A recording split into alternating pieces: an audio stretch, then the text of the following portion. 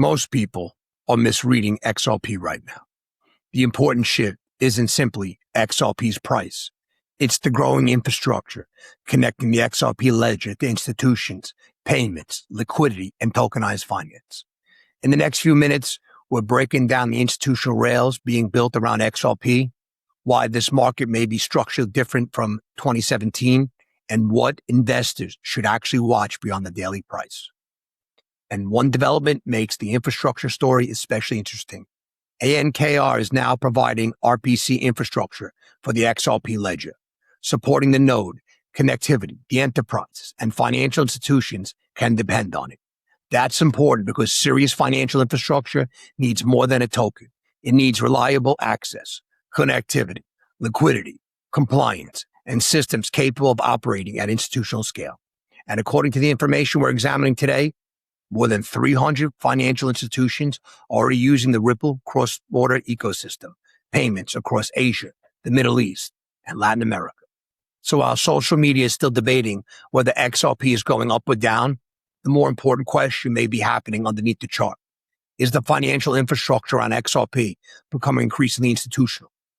Ladies and gentlemen, if you want the satellite perspective on XRP and crypto and want to cut through the daily chaos and noise, subscribe to the channel. I break it down simply so you can see what actually matters in the market. Thank you always to everyone who likes and shares each of our videos. These two things really do help out the channel. Why the XRP killer narrative misses the point. Every cycle brings the same story. A new blockchain appears, a new token appears, somebody says it's faster, somebody says it's cheaper, somebody says it's more decentralized, someone says it's going to replace XRP, blah, blah, blah, blah, blah. And maybe some of these technologies will become successful. That's possible. But here's where the comparison often breaks down.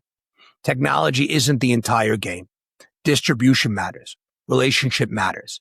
Compliance matters. Liquidity matters. Integration matters. Institutional trust matters. And perhaps most importantly, time matters. Ripple has had years to develop relationships and infrastructure around institutional payments. A competitor doesn't automatically erase that simply because it launches a technical, impressive blockchain. Write that down. This is one of the biggest lessons from financial history. During the Renaissance, the Medici banking family didn't become influential simply because they processed and possessed more money. Their influence came from building a network of banking relationships, branches, correspondent connections, accounting principles, and commercial relationships across Europe. The infrastructure around the money mattered. That's an important distinction of XRP. The question isn't simply, is XRP the fastest token? The deeper question is, what financial activity can be actually routed through the network? Because once institutions build workflows around a system, replacing that system becomes much harder. And that's why infrastructure can sometimes matter more than marketing. See, the financial system is changing. Now zoom out with me. The traditional financial system was built for a world where transactions move through layers of intermediaries. Banks, correspondent banks, clearing systems, custodians, payment processors, settlement systems, central counterparties, and regulatory institutions. That architecture evolved over decades. But digital assets introduce a different possibility. Assets can become programmable. Settlement can become increasingly automated. Tokenized securities can potentially move on digital infrastructure. Stablecoins can provide blockchain-based representations of dollars, and distributed ledgers can potentially operate continuously rather than flowing the limited operating windows of traditional financial infrastructure. This doesn't mean the old system disappears overnight. In fact, it probably won't. The more realistic possibility is integration. Traditional finance may increasingly connect to blockchain infrastructure, and that is where Ripple's one-stop shop strategy. Stuart Aldott has described Ripple's opportunity as becoming a one-stop shop as traditional financial companies increasingly move into crypto. Think about what that means strategically. A large financial institution doesn't necessarily want to hire 10 different crypto providers. It doesn't want to build every component internally. It doesn't want to figure out custody, liquidity, settlement, prime brokerage, compliance, stablecoins, and infrastructure separately. It wants something closer to plug and play. And Ripple has been building towards that. Its ecosystem has expanded through products and acquisitions designed to connect different pieces of institutional digital finance. That is potentially much more important than any single announcement, because institutional adoption doesn't happen simply because an executive says, we like blockchain. It happens when the technology becomes easier to use. That's the real battle. Reduce friction. If a bank can access digital assets without completely rebuilding its existing infrastructure, adoption becomes easier. If a financial institution can connect to liquidity, custody settlement, and payment infrastructure through one ecosystem, adoption becomes easier. And if regulation becomes clearer, the barriers fall further. Now, this is what most people miss. Institutional adoption doesn't necessarily arrive with one giant announcement. Sometimes it arrives as hundreds of small integrations. The institutional money question. We've heard enormous numbers thrown around about capital sitting on the sidelines, waiting for clear access to digital assets. Whether every estimate proves correct is less important than the underlying question. What happens if traditional finance decides crypto is no longer an experimental side project? What happens if banks, asset managers, payment companies, corporations, and financial intermediaries begin treating blockchain infrastructure as another component of financial technology? I want to hear from you in the comments. What do you think? That is the transition investors should be watching. We're watching that because retail investors have historically dominated the crypto conversation. Twitter, YouTube, Telegram, Reddit, Discord, TikTok. But the people talking the loudest aren't necessarily the people moving the most capital. And that brings us to a major misconception surrounding XRP. Retail attention and institutional utilization are not the same thing. The end of retail-dominated markets. There's a fascinating argument being made right now around XRP. The idea is that the market could eventually become much less dependent on retail speculation. Let that sink in. And that makes sense when you think about the evolution of financial markets. Retail investors can create incredible bursts of attention. They can drive narratives. They can create liquidity. They can create volatility.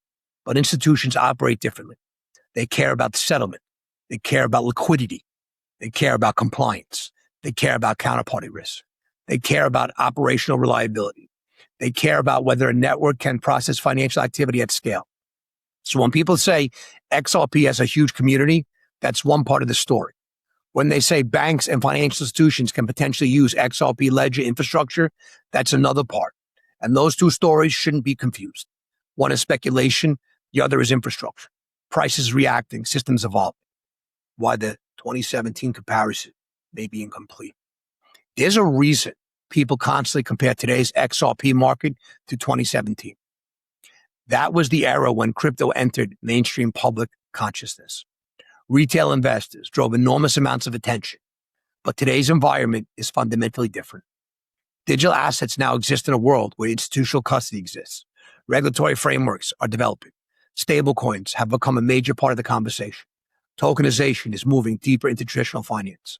Larger financial institutions are no longer able to simply ignore blockchain technology. And that creates a different market structure. At Bretton Woods, policymakers created a framework intended to organize the post-war international monetary system. The significance wasn't simply one currency or one institution. The significance was the architecture, rules, institutions, settlement, relationships, reserve arrangements, international coordination. The lesson is important because major financial transformations are rarely just about one asset. They're about building systems around assets. And that brings us to a historical analogy. The modern tokenization payment can be viewed like the transition from physical-based paper financial records towards electronic financial systems. Nobody woke up one morning and declared that paper had disappeared. The infrastructure gradually changed. The workflows changed. The settlement process changed. Eventually, the underlying system looked completely different.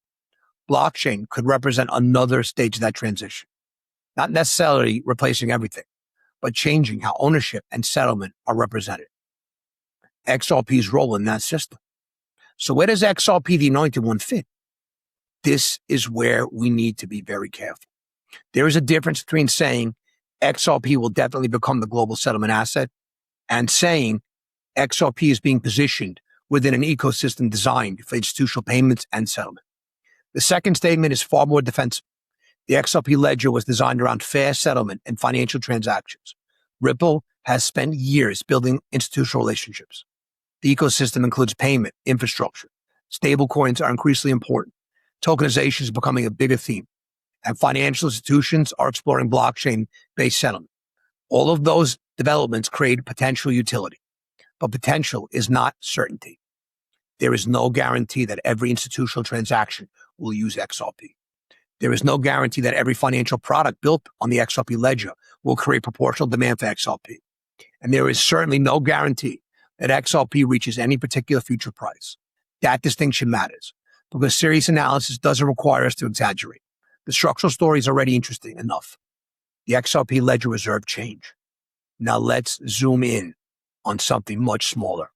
The XRP ledger's base reserve requirement has been reduced over time, including changes in 2021 and 2024. Write that down, marinate on that. The requirement was once much higher. Today, the base reserve is significantly lower. Why does that matter? Because network economic influence accessibility. If opening an account requires holding a large amount of an asset, the cost of entering the network rises. Lowering the reserve can make the ledger more accessible. And this creates an interesting tension. If XRP's market value increases substantially, the fiat cost of holding a fixed reserve amount also increases. So the ledger's ability to adjust reserve requirements becomes more important. This isn't some dramatic headline. It doesn't necessarily move the market tomorrow morning, but it demonstrates something very important. Network economics aren't static. They can evolve as adoption evolves. That's another reason why focusing only on today's price can be misleading. Is the wealth conversation nobody wants to have. Now let's step away from XRP for a moment, because there's another part of the story that I think matters. Social media has created an extraordinary illusion around wealth. Everywhere you look, somebody has a Lamborghini, somebody has a Rolex, somebody's showing a giant house, somebody's telling you that if you don't own 100,000 XRP, you're doing it wrong. But that's not how real financial life works for most people. Some people are working professionals. Some are business owners. Some are trying to pay off debt. Some are saving for retirement. Some are trying to build an emergency fund. And $10,000 can be generally transformative. 100,000 can be transformative. Financial freedom isn't necessarily about buying the most expensive thing available. It's about controlling your time. And that's an important distinction for anyone investing in crypto. Because if you overextend yourself trying to accumulate a certain number of tokens, you've defeated the entire purpose of investing. Let that sink in, ladies and gentlemen. You don't want your portfolio controlling your life. You want your financial assets to give you more options. So when you hear somebody say, if you don't own 100,000 XRP, you're not going to make it, ignore the pressure, ladies and gentlemen. There is no magic XRP number, but only what you can reasonably afford to lose. Diversification matters. Risk management matters. And your financial situation matters more than somebody else's social media screenshot. Here's another way to think about this. Imagine walking to a modern city and looking only at the price of real estate. You might say, this building costs $1 million, but that's not the whole story. The value of the building depends partly on the infrastructure around it. Roads, electricity, water, internet, transportation, businesses, customers, connectivity. If financial blockchain is similar, the token is only one component. The infrastructure around the network can determine whether the system becomes useful.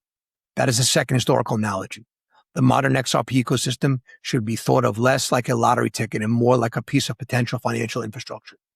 That doesn't mean that the token price cannot rise. It means the fundamental question becomes much bigger than the price. What economic activity is actually happening on the network? So the biggest misunderstanding about XRP. And I think this is where a lot of XRP criticism goes wrong. People ask, why hasn't XRP already exploded? But that's assuming that the transition happens like a light switch. One day, nothing. The next day, everything and every bank uses XRP. Real infrastructure doesn't usually develop that way.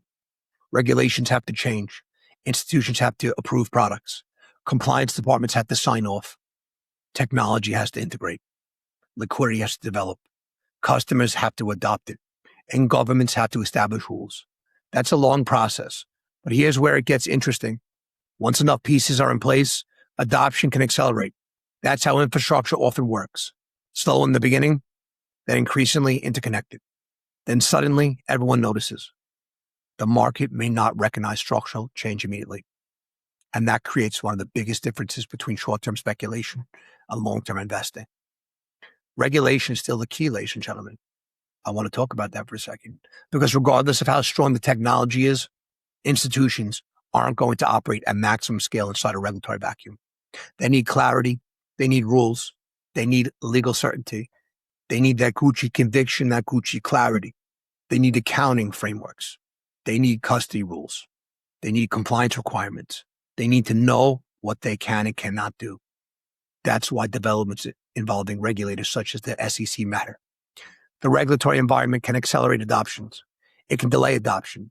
It can reshape business models. And it can change which assets institutions are willing to use.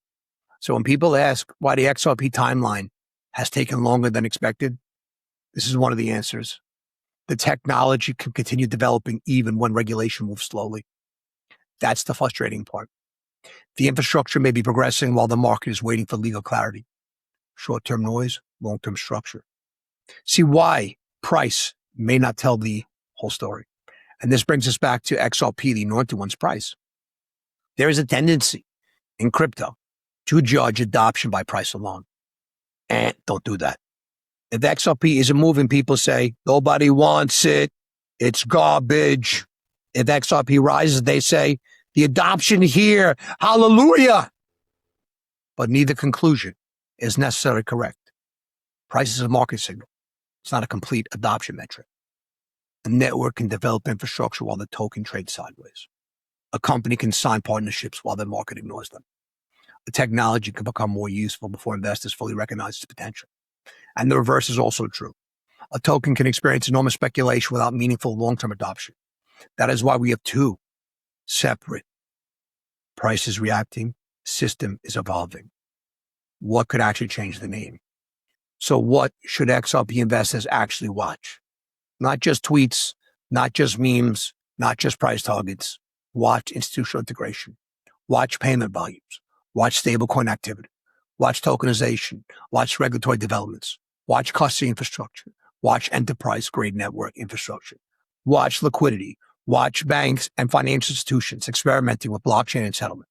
And watch what Ripple is building across its broader institutional ecosystem. Because if their components continue developing together, the thesis becomes increasingly structural. Does that guarantee XRP succeeds? No. But it creates a framework that is much more meaningful than simply asking whether XRP is dead because it hasn't reached someone's target price yet. Here's the big picture. Let's bring everything together. The XRP story is no longer simply a story about a cryptocurrency.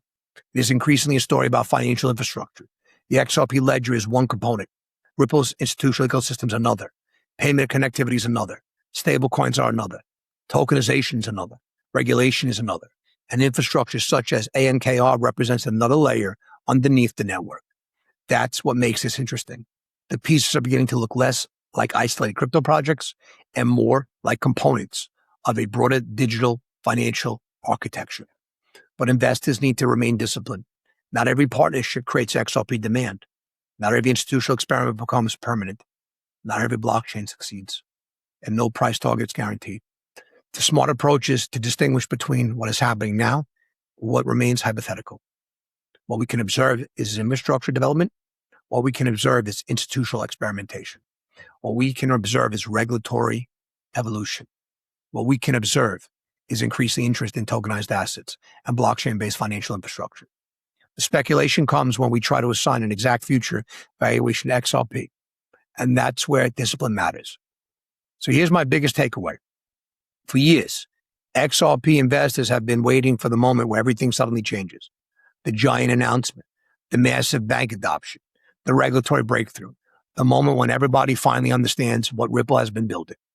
But maybe the more realistic story is that the transition is already happening gradually, piece by piece, integration by integration, institution by institution, infrastructure layer by infrastructure layer. And that is why I keep coming back to the same phrase, short-term noise, long-term structure. The arguments of social media can change every day. The narratives can change every hour. One day XRP is dead. The next day XRP is going to the moon. One day a new token is supposedly going to replace it. The next day everyone forgets about that token. But infrastructure doesn't operate according to social media cycles. It takes years to build. And once institutions become comfortable with the system, change that infrastructure can be very different and difficult. That's the part of the XRP story worth watching. Not whether someone rented a Lamborghini, not whether someone owns 20,000 XRP, not whether somebody on social media says XRP is going to 10,000 tomorrow. Watch the rails, watch the institutions, watch the regulation, watch the liquidity, watch the tokenization, watch the infrastructure. And most importantly, make sure you're managing your own risk rather than somebody else's expectations. Because financial freedom isn't about looking rich. It's about having control over your time. And if blockchain really does become part of the next generation of global financial infrastructure, the most important question won't be simply, how high can XRP go? The more important question will be, how much financial activity can this ecosystem actually support? That's the question I'm watching. And that's why the XRP story remains one of the most fascinating structural stories in digital assets. If you've enjoyed this breakdown, make sure to hit the like button, subscribe to the channel. It helps more than you realize. Ladies and gentlemen, let me know in the comments. Do you think the next major phase of crypto adoption will be driven primarily by retail investors or by institutions? And when you look at XRP, the anointed one, do you see primarily as a cryptocurrency or as a potential component of a much larger financial infrastructure? I want to hear your opinions. As always, do your own research, manage your risk, and never invest more than you can afford to lose. Thank you for watching, ladies and gentlemen. I'll see you in the next one. I hope everyone's having a great day, a blessed afternoon. I want to welcome all the new members of the Patreon, the Crypto Public Desk Monthly, all the new members of the membership channel. Ladies and gentlemen, this is something I say very often, always, to our clientele. The master has failed more times than the beginner has even attempted. You learn your lessons from your wounds in this business, okay?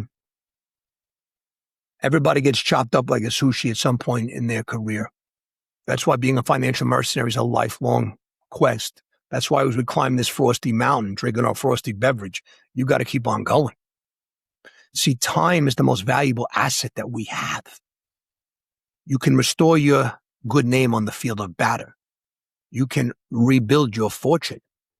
But when time and a moment is gone, it's the biggest thief, it's gone. That's why time and patience is the most important component of financial trading whatsoever. None of this is financial advice. Ladies and gentlemen, if you want to learn how to trade, you want to learn how to invest, come and join the Crypto Public Desk Monthly and join almost 700 active traders, investors who are getting the deeper macro research and they want to learn how to position before the markets move in all financial markets. They're tired of being spectators.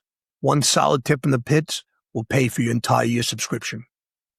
I learned this game from a very young age. I was forced into this business. And I thank God every day for that. Because you make a living by what you make, a life by what you give to others. And I love giving back to everybody. This video is for entertainment purposes only and educational purposes only. It's not financial advice. Always do your own research and consult a licensed financial advisor. Never invest a single dollar based on watching a YouTube video. My final thoughts. I love today's video. Rewind, watch, because this is most important. Flashy things have got nothing. Getting your time back is most important. That's why we do this. Because God knows I commit all my time to everyone I work for in all the capacities I do so they can have their time. So if I'm sitting from the other end of the coin, I understand this. I love you all. Stay frosty. Gucci conviction, Gucci clarity. XRP all the way, baby. ICP has huge news. ICP, UN 5 countries. Our time is coming, ladies and gentlemen. For everyone that doesn't understand ICP, there are some phenomenal videos inside the Patreon and our other channels. I do encourage you to go check those out. I'll pin the links to those inside of here as well as always. I love you all, ladies and gentlemen. I'm going to see you on the front lines.